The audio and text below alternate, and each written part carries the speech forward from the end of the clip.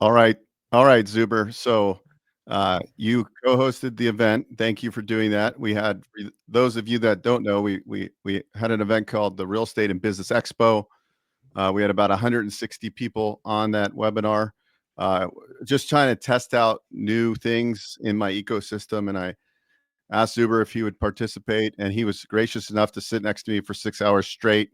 We Mhm. filmed at my friend's content studio here in Las Vegas, and it was a great time, and people were really engaged.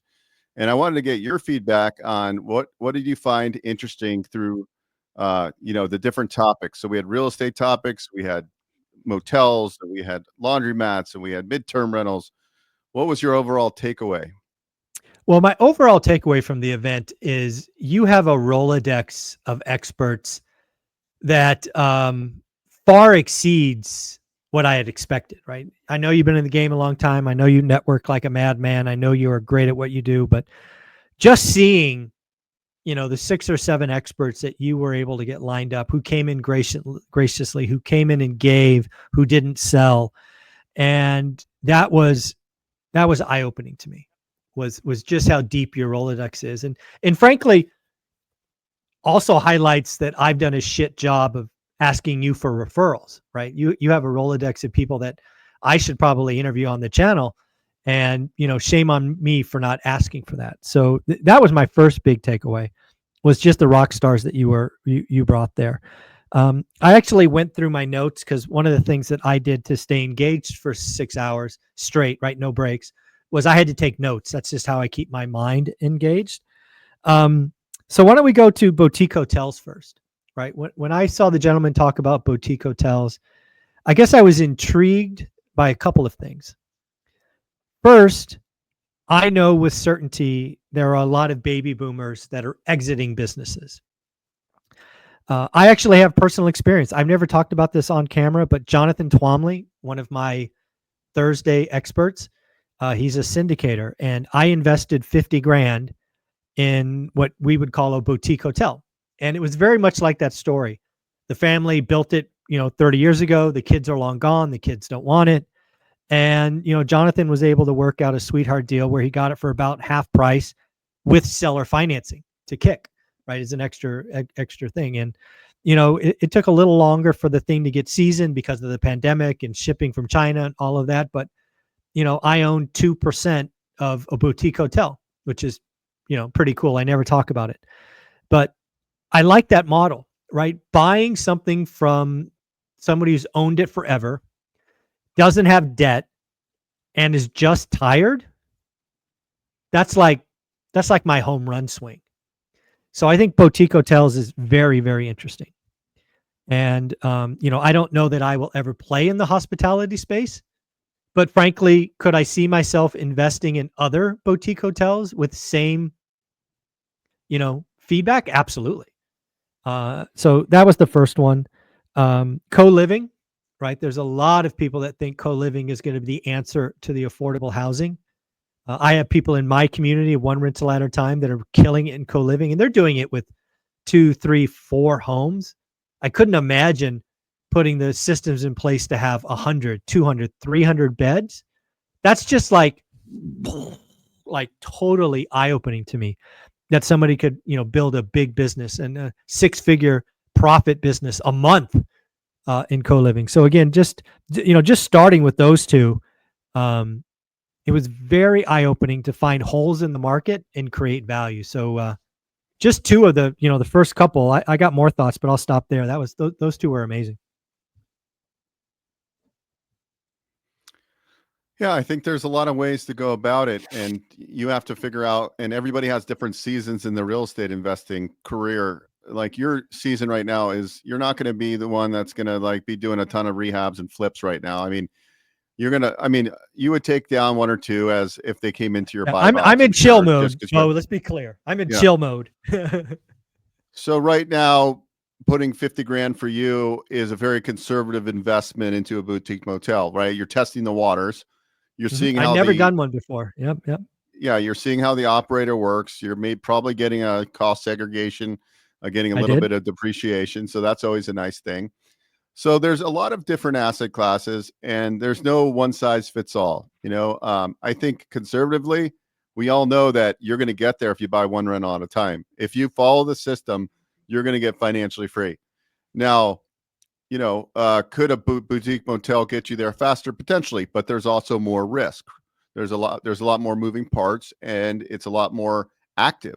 So you have to pick your lane and start in one lane first, and then you can branch out as you have the systems and the financial capabilities to deploy capital. And I think you really you need to know, if you're investing as a limited partner like Zuber did, he has actual hands-on experience with the syndicator or the general partner. So he's known him for years. So he made a very conservative investment to somebody he's known for years. It's not like, hey, he just met him on the street and parked Mhm. 50 or 100 grand. So I think there's ways of investing smartly if you're going to be just deploying capital as a limited partner. But remember, they pretty much have full control of the deal. And you really got to study them. Just like what we do in franchising. We get on the phone with other people that own that franchise in other markets. I would suggest anybody investing with with operators as a limited partner, you do the same kind of due diligence. You ask for some referrals. Um, Let me talk to some people that have been investing with you for a few years. Let me do some Google searches. What I do is I put in their name and I put reviews. Syndicator name, reviews.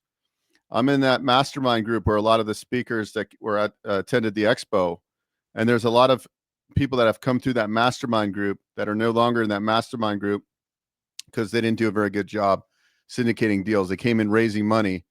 So you just got to be careful. But I do love boutique motels because you can also finance them with SBA, and you Mhm. can get. So just to kind of bring this full circle, the gentleman who spoke, Blake, he just called me. He has a deal. He needs some SBA financing. So Nice. I think the moral of the story is, if you build networks, those people in your network will do business with you. And so Yeah. point proven. Yeah. Again, just again, like I said in the beginning, it was so eye-opening to me. I actually called Olivia on the way home from the event saying, Bo crushed it, yada, yada, yada. But I was like, damn, Bo's got a Rolodex of people that, shame on me for never asking, hey, Bo, who should be a good interview on the channel? I'm sure you would have made 3, 4, 5 introductions, and I never asked, so you never did it. So again, just a shout out to you and building what you have. There were two more speakers that just blew the doors off. One was midterm, right? Midterm rentals. Dr. And, Rachel. yeah, Dr. Rachel, she did it in a unique way, which was very, very cool to see. And that was insurance, right? Having had a fire or two claims in my 20 years, I know how long it takes. It always takes longer. And understanding, she gave us some models on how to price that stuff. And, you could get certainly above market rent when insurance is covering that. And you could get that for months, if not years. And, it was just fun for her to break it down in bite-sized chunks, for someone who clearly doesn't want to be a hospitality business, right? I don't want to do STR, short-term rentals, but could I do midterm? I got to tell you, I left that going, wow, that's maybe a little bit more interesting than I thought it was. And Dr. Rachel was amazing at that. And then obviously the laundry guy was always fun.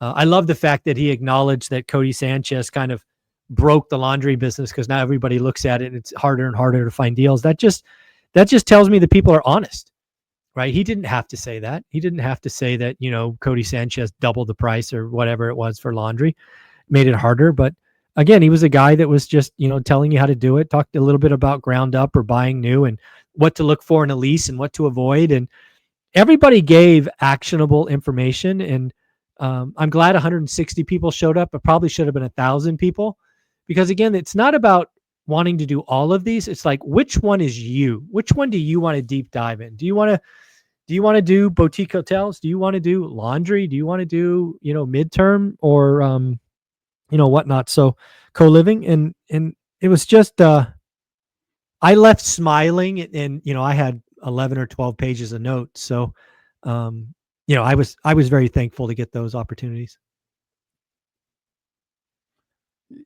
Totally. We didn't even talk about Mr. Tom Wheelwright, Oh, CPA. he's next. I got him next. And Yeah. so, oh, you do? Okay. Yeah. So Yeah, I mean, I think for an expo, the first one that was kind of like a draft concept. It turned out really well. And I think for those of you who missed it, you guys should definitely come to the next one because it's going to be even more dialed in. And if you want to get actionable, steps and look at businesses and talk, vending and we're even going to go deeper on a lot of these things that, it makes sense for you to carve out 3 hours or 5 hours once in a blue moon to really deep dive and get motivated and then have a plan of where you're going with your business. If you're not moving forward every day, you're not going to take any steps.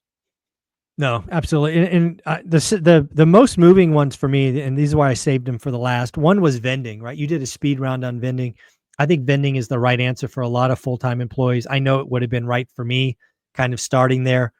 You add in all this bonus depreciation and all that other stuff. It kind of makes it a no brainer for a lot of people to start. I know you have a lot of vending options, so people can reach out to you and talk about those. And then to close it out was Tom Realwright.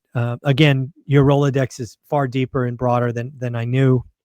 Tom Realwright, Rich Dad, Poor Dad, Fame, the accountant to Robert Kiyosaki. He was such a fun listen. Again, he didn't try to sell anything. He just kept giving, giving, giving.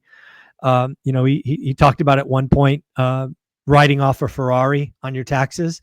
And I bought the book immediately, and I've already read that chapter. So shout out to him. He sold another book. But yeah, I thought Tom was such a joy to listen to. Sometimes it's like don't meet your heroes, but I loved Tom. I thought he was authentic and came there to help. He gave you so much love and attention for helping be his co-author in this book. I just want to applaud you for having the vision. This is something I don't really do very well. This kind of vision, and you and I have been talking about this for 6 months, and you made it happen. And you made it happen in a very trying time. I mean, some of the people watching this probably know, but you lost your mom in the midst of putting this together. That would have crushed most people. And you were still able to, via focus and, I don't know how you were able to deal with that grief and still put on a first-rate event. So kudos to you. Thank you. Yeah, I think you got to, there's going to be things in your life and you're going to have to like either um, be depressed about it, or you're going to take what happened and go, okay, what would my mother want for me? My mother would want me to keep soaring, right? Keep soaring. And so if you, there's a lot of people probably out there that are in their 30s, 40s, or even 50s, or even 60s that are like, look, I'm not there yet, and I'm frustrated. Right? That's majority of people are not where they want to be, in all aspects of life. Like you might have made it financially, but you might not be physically made it. So we want to have we call them pillars, right? We want to have these pillars: spiritual pillar, giving pillar, fun pillar, family pillar, financial pillar. We got to build all those pillars so you're well rounded. You do like if you're all the money in the world, it's not going to make you happy. Like, let's face it, it's a big part of it, but a lot of wealthy people still are unhappy. So I think my big takeaway is look, like I confirmed to myself that I already have this amazing group of people, and how I did it is went to events, networked with people, learned from people, shared with people, gave to people, and now people are willing to give back. I mean, I have like some really large syndicators when I used to do meetups in the Bay Area, and they got on my stage before they raised $100 million, and they're like, "Hey, I started on your stage when you used to throw events," and then I said, "I got to stop, and you got to celebrate all wins. We don't celebrate wins; celebrate every win. If you get to strike a deal, like I'm doing my first international deal, I'm buying some land in Mexico. It's more of Nice. a because I have family there, so I'm buying some land that's being in the process of being subdivided, and then probably 4 or 5 years from now we'll start building a house there.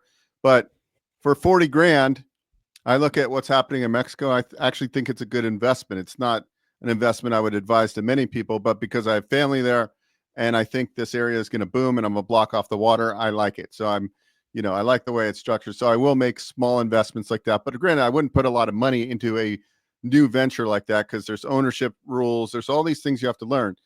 But I think if we just strive forward, if you go to events, I'm really excited even what's going on in the world, I look at Instagram sometimes and I get depressed. Then I say, I got to turn Instagram off. And then I just sharpen my tools. What can I do to sharpen my tools? So I just I get around the right people, and getting around the right people creates a lot of opportunities. Like Tom circled back after the event and he's like, hey, he's building out his franchise for his CPA practice. So like, there's all these opportunities that he came to me for some, hey, what do you think about this? Right. Some recommendations. And so when I have somebody high level that comes to me for advice, it makes you feel pretty good. So you need You those should. people in your ecosystem, because that's what's really going to grow you. If you're around the right people, that's what really I could say is the easiest thing to do.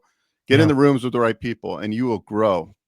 Yeah, I couldn't agree more. I do have one request. We are recording still, so this will be on record. I gave a 20-minute talk there at the end, maybe 15 minutes. Is that something your team could chop up and send to me so I could share with the world? Yes, they already are. That's in the process right now. I'm going to send you the full one too, so you have it. Very cool. But yeah, Very cool. I'm going to chop that one out of that so you can share it. And then, yeah, I'd love for you to, here I'm making you commit live on TV here. Is maybe we do another one here in the next few months. I will do one. I will be your co-host anytime you ask. So just give me a month's notice so I can work my schedule. And if I'm not on a cruise ship somewhere, I will be there. Perfect. And I think, and one thing I noted too is what I would do to improve the event. I'm actually going to bring on franchisors and do one hour segment and have 10 minutes each. So I have 6, boom, boom, boom, where you're getting a really good deep dive on each of them. That's what I'm going to do for the next one. So and then bring in new topics around real estate. And I like it. yeah, so I'm excited to keep growing.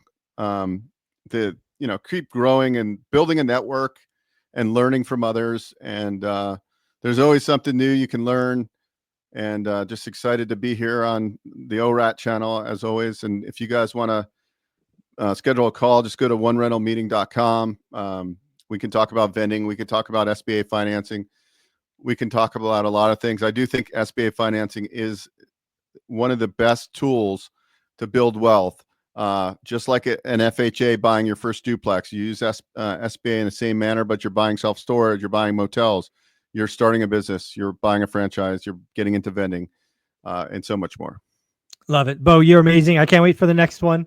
Bo, thank you so much again. Folks, go to onerentalmeeting.com. He bought that URL just for us. onerentalmeeting.com. Thanks, buddy. Thank you.